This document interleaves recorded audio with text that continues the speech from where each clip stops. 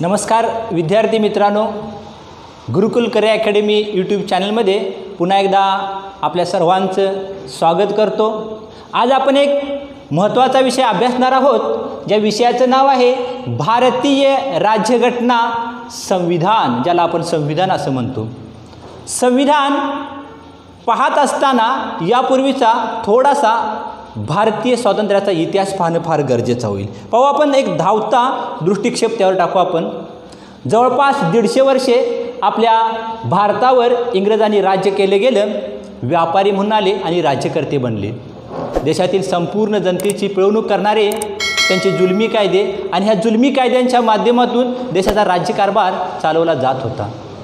यामध्ये होणाऱ्या ह्या अन्यायाला वाचा फोडण्याच्या दृष्टीने जनतेतून उद्रेक व्हायला लागला आणि यातून ज्या महान क्रांतिकारक नेत्यांनी स्वातंत्र्य संग्राम उभा केला गेला। पहा, या स्वातंत्र्य संग्रामाचा विचार केला गेला तर सविस्तररित्या इतिहासामध्ये आपण हा भाग पाहणार आहोतच, पण जहालवादी, मवालवादी, गांधीयुग या कालखंडामध्ये स्वातंत्र्याचा लढा प्रकर्षाने उभा केला गेला। यामध्ये अनेक क्रांतिवीर आहेत, त्यांचाही यामध्ये उल्लेख होणं फार गरजेचंच आहे।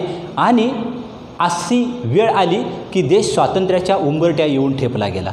पहा, या स्वातंत्र्याच्या उंबरठ्यावर आलेल्या या भारतीय देशाचा विस्तृत अशा असणाऱ्या ह्या देशामधून देशाचा राज्यकारभार करण्याच्या दृष्टीने आपल्याकडे अशी एक सिस्टीम असणं अपेक्षित आहे, यंत्रणा असणं अपेक्षित आहे की जो देश आपला एकसंघरित्या संपूर्ण जनतेच्या माध्यमातून देशाचा राज्यकारभार व्हावा, अशी तत्कालीन विचारवंत देशातील महान नेत्यांच्या विचाराचा प्रवाह सुरू झाला गेला आणि त्यातून ज्याची निर्मिती झाली त्याला आपण म्हणतो भारतीय राज्यघटना, जी देशाचा राज्यकारभार करण्याच्या उद्देशाने निर्माण झाली गेली संविधान।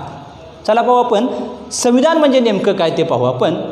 देशाचा राज्यकारभार करणारी सर्वोच्च यंत्रणा, सिस्टीम, त्याला आपण म्हणतो संविधान। शासनाची पद्धती, शासनाची कार्यप्रणाली, शासनाची रचना आणि नागरिक या सर्वांच्या दृष्टीने तयार करण्यात आलेल्या नियमांच्या दस्तऐवज म्हणजेच संविधान, राज्यघटना असं ज्याला म्हटलं जातं। पहा, या अगोदर संविधान निर्माण करण्यासाठी, राज्यघटना तयार करण्यासाठी, घटना तयार करण्यासाठी या देशातील महान नेते मंडळींच्या विचारातून एक संकल्पना उदयास आली गेली, ती म्हणजे संविधान सभा। पहा, यासाठी महत्त्वाची आहे संविधान सभा। संविधान सभा म्हणजे नेमकं काय, याचा अर्थ आपण पहिल्यांदा पाहून घेऊया। भारताचं घटना तयार करण्यासाठी आपल्याला अशी एखादी संस्था अपेक्षित आहे की ज्या संस्थेमध्ये लोकांच्या माध्यमातून नियुक्त केलेले प्रतिनिधी असतील आणि या प्रतिनिधींच्या माध्यमातून संविधान तयार केलं जाईल, घटना तयार केली जाईल, अशा संस्थेला संविधान सभा असं गणलं जातं। म्हणून या संविधान सभेची गरज भासू लागली आणि या गरजेतून ही संकल्पना उदयास येऊ लागली। पहिल्यांदा आपल्या देशामध्ये जर विचार केला गेला तर 1922 मध्ये महात्मा गांधी यांनी याचा शब्द उल्लेख न करता ही संकल्पना मांडली गेली। पहिल्यांदा 1922 मध्ये महात्मा गांधी। त्यानंतर ही संकल्पना 1934 मध्ये मानवेंद्रनाथ रॉय, साम्यवादी चळवळीचे नेते मानवेंद्रनाथ रॉय यांनी खऱ्या अर्थानं ही संकल्पना मांडली गेली संविधान सभेची। 1934 मध्ये या संकल्पनेचा उल्लेख केला गेला मानवेंद्रनाथ रॉय यांच्या माध्यमातून।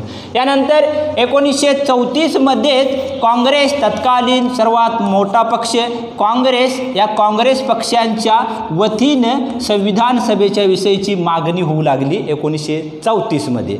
पुन्हा 1938 मध्ये पंडित जवाहरलाल नेहरू यांच्या माध्यमातून या घटनेच्या दृष्टीने विचारविनिमय झाले गेले। त्यामध्ये प्रौढ मतदानाच्या आधारावर किंवा प्रौढांच्या आधारावर संविधान सभेच्या द्वारे घटना निर्मिती तयार व्हावी अशा शिफारशी काँग्रेसच्या वतीनं पंडित जवाहरलाल नेहरू यांनी 1938मध्ये केल्या गेल्या.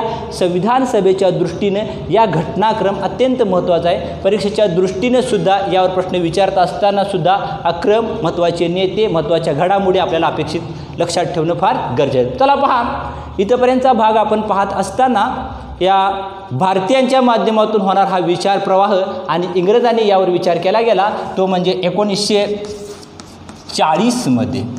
1940मध्ये ऑगस्ट ऑफर नावाची योजना आपल्या देशामध्ये आली. ती लॉर्ड लिनलिथगो यांनी आणली गेली. लॉर्ड लिनलिथगो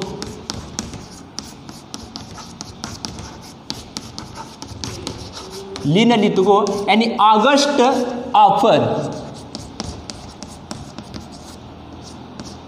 ऑगस्ट ऑफर ही योजना देशामध्ये आली गेली. पहा, योजना नेमकी काय आहे याविषयी आपण एक लक्ष टाकू.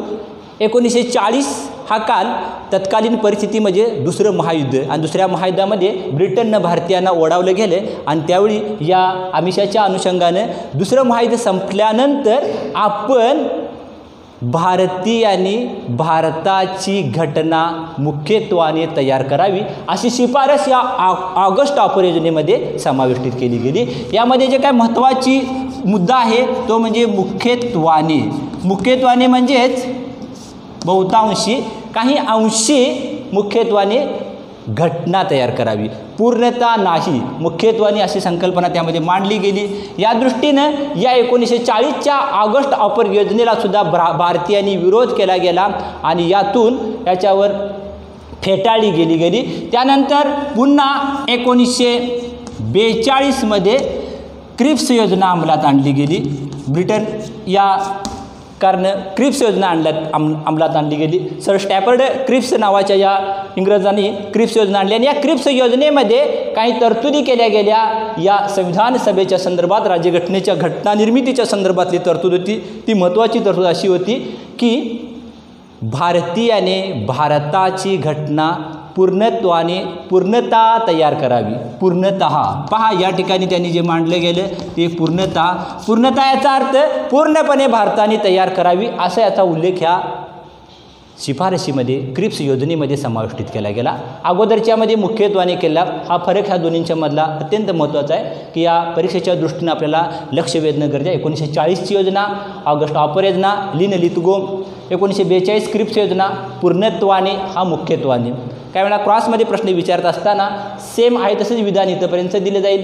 हे 1942 क्रिप्स योजना सेम आहे तसं दिलं जाईल. फक्त मुख्यत्वाने पूर्णत्वाने याच्यामध्ये जर चेंज केला तर आपल्याला याविषयी माहिती असणं अपेक्षित आहे. म्हणून पहा, ही योजना क्रिप्स योजना आणली गेली. या योजनेला भारतीयांनी पुन्हा विरोध केला गेला. यामध्ये कोणीही भारतीय सदस्य नव्हता, त्यामुळे भारतीयांनी संपूर्ण विरोध केला. काँग्रेस पक्ष, मुस्लिम लीग या पक्षाने याला विरोध केला गेला. या क्रिप्स योजनेसंदर्भात महात्मा गांधींनी टीकात्मक वर्णन केलं गेलं. ते म्हणजे असं होतं की क्रिप्स योजना म्हणजे बुडणाऱ्या बँकेतील पुढील तारखेचा चेक म्हणजे क्रिप्स योजना, असा उल्लेख महात्मा गांधीजींनी केला गेला. हा उल्लेखसुद्धा फार महत्त्वाचा आहे परीक्षेच्या दृष्टीने. कोणत्या योजनेचा उल्लेख महात्मा गांधीजींनी बुडणाऱ्या बँकेतील पुढील तारखेचा चेक. क्रिप्स योजना केव्हा आली? 1942 दरम्यान आलेली होती. 1942ला ही योजना अंमलात आणली गेली. पहा, अशा प्रकारे या ब्रिटिश सरकारनं सुद्धा संविधानाच्या दृष्टीने वाटचाल सुरू केली गेली आणि त्यानंतर खऱ्या अर्थानं ब्रिटनच्या पार्लमेंटमध्ये ब्रिटनच्या पंतप्रधान यांनाही या सगळ्या गोष्टीची कल्पना येऊ लागली की आता भारतीयांच्यामध्ये हा निर्माण झालेला जो राजकीय पेच आहे तो राजकीय पेच सोडवण्याच्या दृष्टीनं, उपायविनिमय करण्याच्या दृष्टीनं एक समिती स्थापन करण्यात आली. त्याला म्हणतो आपण त्रिमंत्री योजना. त्रिमंत्री योजना ही त्रिमंत्री योजना त्यालाच आपण म्हणतो कॅबिनेट मिशन. कॅबिनेट मिशन पहा, कॅबिनेट मिशन हे भारतामध्ये ब्रिटनचे तत्कालीन पंतप्रधान लॉर्ड यांनी ही एक त्रिमंत्री योजना स्थापन केली गेली आणि या त्रिमंत्री योजनेमध्ये 3 मंत्र्यांचा समाविष्ट केला गेला आणि त्यांनी ज्या काही शिफारशी सादर केल्या गेल्या त्या सादर केलेल्या शिफारशीमध्ये सुद्धा संविधानाच्या दृष्टीने काही शिफारशी महत्त्वाच्या होत्या त्या आपण या ठिकाणी पाहणार आहोत. याला म्हणतो आपण कॅबिनेट मिशनच्या शिफारशी त्या महत्त्वाच्या होत्या. पहा यामध्ये जे काय 3 मंत्री होते या 3 मंत्र्यांच्या संदर्भात पाहिलं गेलं तर पहिले होते पॅथिक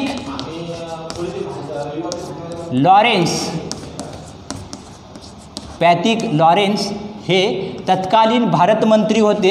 हे अध्यक्ष म्हणून या त्रिमंत्री योजनेचे काम पाहत होते. हे अध्यक्ष होते. दुसरे होते A.V. अलेक्झांडर हे सदस्य म्हणून काम पाहत होते. आणि तिसरे होते ते म्हणजे सर स्टॅफर्ड क्रिप्स जे 1942 मध्ये क्रिप्स योजना अंमलात आणली गेली. त्या क्रिप्समधीलच हे स्टॅफर्ड क्रिप्स पुन्हा त्रिमंत्री योजनेच्या माध्यमातून भारतामध्ये पुन्हा पदार्पण झालं त्यांचं. या 3 मंत्र्यांच्या माध्यमातून शिफारशी सादर केल्या गेल्या आणि या शिफारशी 1946 मे 1946 मध्ये सादर केल्या गेल्या. त्या शिफारशी फार महत्त्वाच्या आहेत. त्या आपल्याला अभ्यासणे या ठिकाणी गरजेचे आहेत. पहा या शिफारशीमध्ये देत असताना संविधानाच्या दृष्टीने संविधान सभा निर्माण करत असताना संविधानाच्या दृष्टीने दिलेल्या शिफारशीमध्ये सर्वात महत्त्वाची पहिली शिफारस केली गेली ती म्हणजे की सदस्य संख्या निश्चित करण्यात आली गेली. या कॅबिनेट मिशनने केलेल्या शिफारशीमध्ये संविधान सभेमध्ये सदस्य संख्या किती असावी ही निश्चित केली. ही सदस्य संख्या 389 इतकी सदस्य संख्या यांनी शिफारशीत केली गेली. पहा संपूर्ण देशातील संपूर्ण भाग संपूर्ण समुदाय यामध्ये समाविष्टित असावा या दृष्टीने 3 विभागामध्ये याची विभागणी केली गेली. हे 3 विभाग जर पाहिले गेले तर पहिला असेल तो शीख समुदायामधील संपूर्ण, दुसरा असेल मुस्लिम समुदायामधील आणि तिसरा असेल तो म्हणजे इतर सर्व याच्यामध्ये समाविष्ट असतील त्याला आपण म्हणतो साधारण जनरल. अशा या तिन्ही समुदायामध्ये ह्या 389 सदस्यांचा समावेश करण्यात आला गेला आणि ह्या 389 सदस्यांची जी विभागणी केली गेली ती विभागणी आपण कशा प्रकारे आहे या ठिकाणी आपण एक थोडक्यात पाहण्याचा प्रयत्न करू. आपण पहा 292 जे सदस्य असतील ते ब्रिटिश प्रांत यामधून 292 सदस्य नियुक्त केले जाणार आहेत. त्यानंतर जे 4 असतील ते चीफ कमिशनर प्रांतामधून असणार आहेत. चीफ कमिशनर प्रांत हा चीफ कमिशनर प्रांत कोणता आहे 4 ठिकाणचा तो आपल्याला पाहणे या ठिकाणी गरजेचं आहे. परीक्षेच्या दृष्टीने सुद्धा उपयुक्त आहे. हे 4 प्रांत जे आहेत त्यामधला पहिला दिल्ली, दुसरा अजमेर मारवाड, तिसरा कुर्ग आणि चौथा बलुचिस्तान.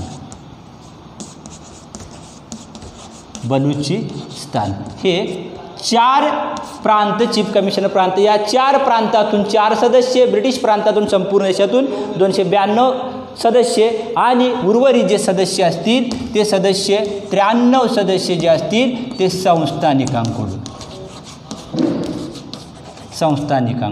संस्थानिक आपल्या देशामध्ये राजेशाही पद्धती होते त्यांचे प्रतिनिधी संस्थानिक जे होते यांच्याकडून 93 सदस्य अशा प्रकारे 389 सदस्य संख्या निश्चित करण्यात आली आणि ह्या 389 सदस्याच्या आधारावर या सदस्य समितींच्या सदस्य निश्चितीसाठी निवडणुका जाहीर केल्या गेल्या. पहा या निवडणुका घेत असताना जर प्रत्यक्षात प्रौढ मतदानाच्या पद्धतीने जर निवडणूक घेतल्या तर या निवडणूक वेळ खाऊ प्रकारची असणार आहे. त्यामुळे यावर आपण मार्ग काढला गेला तो म्हणजे अप्रत्यक्ष एकल संक्रमणीय प्रमाणशीर पद्धतीने ही निवडणूक घेण्यात आली गेली.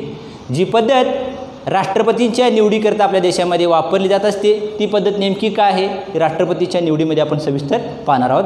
म्हणून आपल्याला यामध्ये एकल संक्रमणीय प्रमाणशीर पद्धतीने या संपूर्ण निवडीतील सदस्य या संपूर्ण निवड प्रक्रिया राबवण्यात आली गेली. यामध्ये सर्वसाधारणतः विचार केला तर 10 लाख लोकसंख्येमागे एक प्रतिनिधी असा निकष ठेवण्यात आला गेला आणि ह्या निवडणुका सर्वसाधारणतः जुलै-ऑगस्टच्या दरम्यान घेण्यात आल्या आणि या निवडणुकीमधून ह्या सर्वसाधारणतः जर विचार केला तर हे 292 सदस्य आणि हे 4 सदस्य या दोघांच्याच फक्त निवडणुका घेण्यात आल्या. 296 सदस्य नियुक्त झाले, निवडून आले गेले. संस्थानिकांचे ते नामनिर्देशित होते, त्यांचे प्रतिनिधी दिले जात होते. मात्र या कालावधीमध्ये संस्थानिकांनी या संविधान सभेमध्ये भाग घेतला नाही. त्यामुळे केवळ 296 सदस्यांच्याच निवडणुका पार पाडल्या गेल्या आणि त्यामधून निवडून आलेले सदस्य त्यांची विभागणी आपण या ठिकाणी पाहू. आपण यामध्ये 208 सदस्य हे काँग्रेस पक्ष, तत्कालीन सर्वात मोठा पक्ष काँग्रेस पक्ष 208 या पक्षाला मिळाले. त्यानंतर 73 सदस्य मुस्लिम लीग या पक्षाला मिळाली. त्यानंतर इतर पक्ष यांना 7 सदस्य इतर पक्ष, यामध्ये प्रत्येक पक्षाला एक अशा प्रकारे 7. त्यानंतर 8 सदस्य हे अपक्ष म्हणजे पक्षविरहित निवडून आलेले असे 8 सदस्य. आता या दोघांची जर बेरीज केली तर 15 सदस्य इतरमध्ये समाविष्टीत होतात. संपूर्ण यांची बेरीज केली तर 296 इतके सदस्य या निवड प्रक्रियेतून निवडून गेले आणि या निवडीमध्ये संपूर्ण याच्यामधून 15 इतक्या महिलांचा समावेश करण्यात आलेला होता. पहा, ही निवड प्रक्रिया जुलै ऑगस्टच्या दरम्यान करण्यात आली आणि त्यानंतर मग खऱ्या अर्थानं कामकाज सुरू झालं. पहा, आपण हे कामकाज असताना यामध्ये पहिली सभा घेण्यात आली गेली. ती पहिली सभा, संविधान सभेची पहिली सभा 9 डिसेंबर 1946ला घेण्यात आली. पहा, यावर प्रश्न असू शकेल, पहिली सभा केव्हा घेण्यात आली? 9 डिसेंबर 1946ला. या सभेचे अध्यक्ष म्हणून ज्यांची निवड केली गेली ते डॉक्टर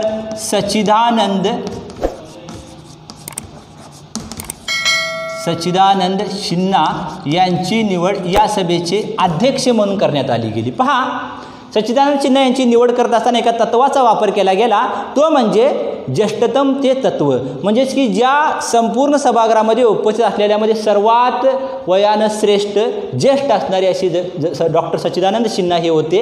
हे तत्व फ्रान्स या राज्यघटनेतून स्वीकारले गेले. फ्रान्स या देशाचं अनुकरण केलं गेलं. ज्येष्ठतम तत्वाच्या आधारावर फ्रान्स घटनेच्या माध्यमातून सच्चिदानंद सिन्हा यांची नियुक्ती केली गेली. हा प्रश्नसुद्धा होऊ शकतो परीक्षेच्या दृष्टीनं की 9 डिसेंबर 1946च्या समितीचे बैठकीचे अध्यक्ष कोण होते? डॉक्टर राजेंद्र प्रसाद यांची कोणत्या तत्वावर आधारित नियुक्ती करण्यात आली? फ्रान्सच्या ज्येष्ठतम तत्वावर आधारित नियुक्ती करण्यात आली. पहा, यानंतर जे उपाध्यक्ष म्हणून जे नेमले गेले ते होते फ्रँक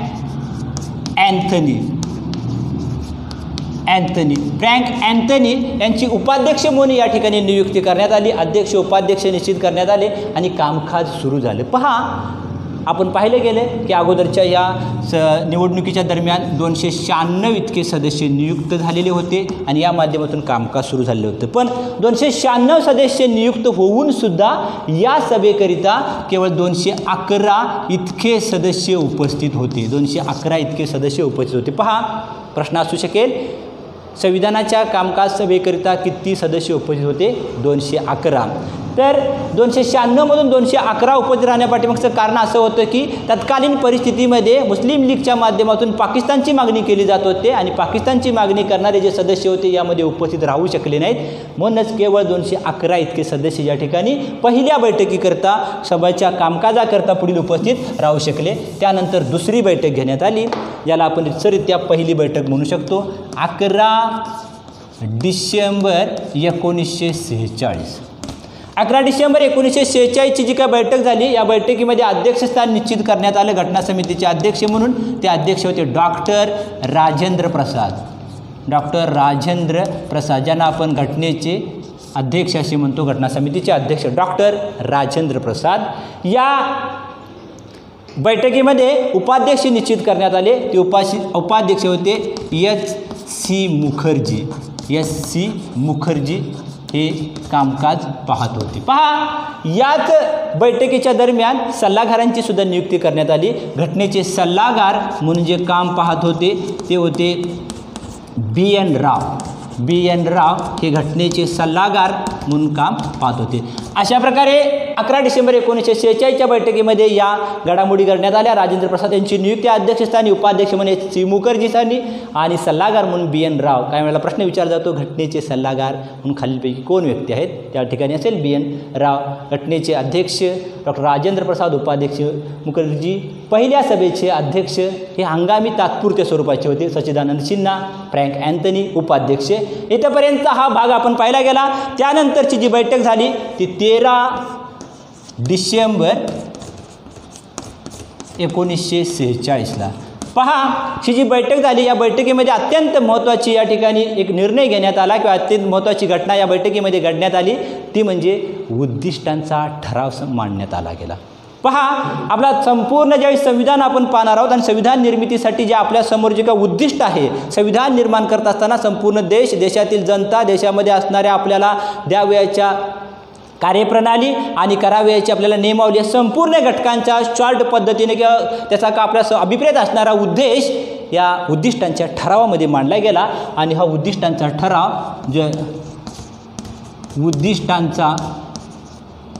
ठराव पंडित जवाहरलाल नेहरू यांनी हा ठराव मांडला गेला। अत्यंत महत्त्वाचा हा ठराव होता की ज्या माध्यमातून पंडित जवाहरलाल नेहरूंनी उद्देश पत्रिका तयार करत असताना त्यांचं श्रेय फार महत्त्वाचं या ठिकाणी आहे। पंडित नेहरूंनी मांडलेला हा ठराव 13 डिसेंबर 1946च्या बैठकीमध्ये मांडला गेला आणि याला घटनाकारांनी 22 जानेवारी